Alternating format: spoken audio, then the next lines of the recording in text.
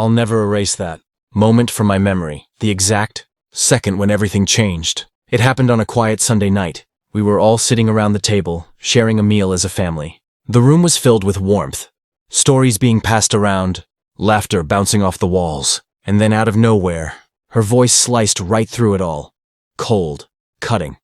My wife's daughter, just 20 years old, pushed her chair back slightly and looked directly at me. "You don't get to tell me anything," she said. "You're not really part of this family." Everything stopped. The conversations died. My brothers sitting across from me exchanged quick glances, not sure what to do. My mother stared down at her plate, clearly uncomfortable. I didn't react right away. I just took a slow breath, kept myself together, and let the silence hang there. Later, after everyone had left and the house had settled, I pulled her aside. No yelling, no drama. I spoke to her calmly. I told her I expected respect. I reminded her that the roof over her head, the life she was living, it all came from my effort, my work. She lived comfortably because of what I provided.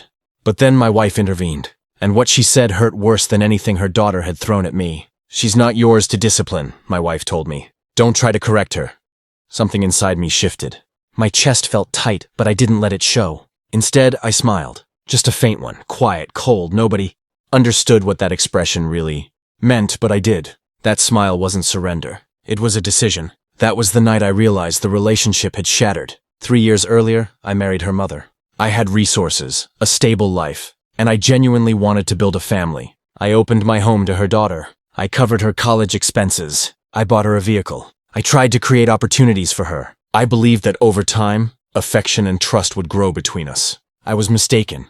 She never saw me as family. To her, I was just a temporary convenience, a source of money with no real value beyond that. And her mother? She enabled that attitude. The same woman who once told me I was the most dependable man she'd ever known stood there and backed her daughter's disrespect without hesitation. That night, lying in bed unable to sleep, I felt the sting of betrayal sharpen into clarity. This wasn't just about being insulted. It was about what they truly thought of me. In their eyes, I was replaceable, expendable, and I decided they needed to understand how deeply they had miscalculated. I didn't argue with them again.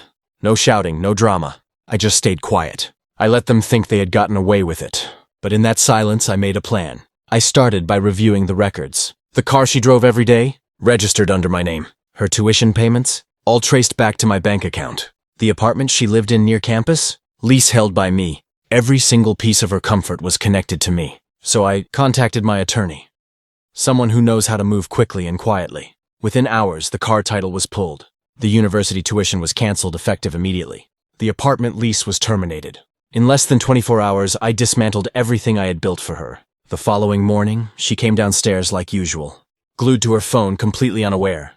I was already sitting at the kitchen table with my coffee, dressed and ready for the day. She stopped in her tracks. Her voice shook when she asked, "Why does my student account say I've been dropped?" I didn't respond. A few minutes later, she rushed outside. When she came back in, her face had gone pale. The driveway was empty, no car. She screamed. Then she checked her phone again, and her panic escalated. "My apartment," she stammered. "The landlord said the lease doesn't exist anymore. What did you do?" Her mother came running in, eyes wide with shock. "You can't just destroy her life like this." That's when I finally looked up, calmly. I set my cup down gently on the table. "She's not my responsibility," I said, repeating the same words her mother had used the night before. "I don't correct her, and I don't support her. Not anymore." The room went completely still, heavy, crushing. Her mother's face went white. The daughter's lips trembled. All that arrogance, gone, replaced with fear. But I wasn't finished. Real consequences don't come all at once. They unfold slowly. I shut down the shared bank account her mother had access to. I contacted the financial institution and froze every card she'd been using freely. All those luxuries she flaunted, the designer clothes, the expensive dinners, the jewelry, I gave them. And now I was taking them back. Within days, the daughter was scrambling. She had to ask her mother for rides, for cash, for basic help.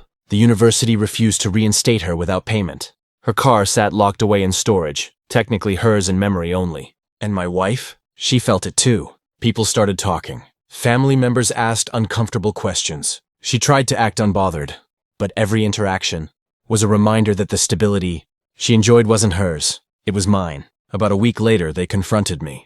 I came home to find both of them waiting in the living room. My wife's eyes were swollen from crying. Her daughter sat quietly, stripped of her usual defiance. You've made your point, my wife said softly. But she's young. You can't keep doing this to her. I looked at them both, mother and daughter.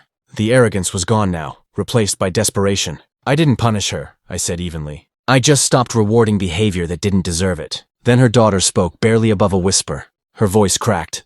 I'm sorry.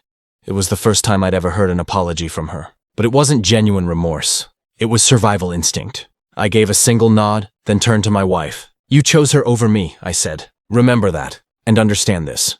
Your decisions come with consequences now.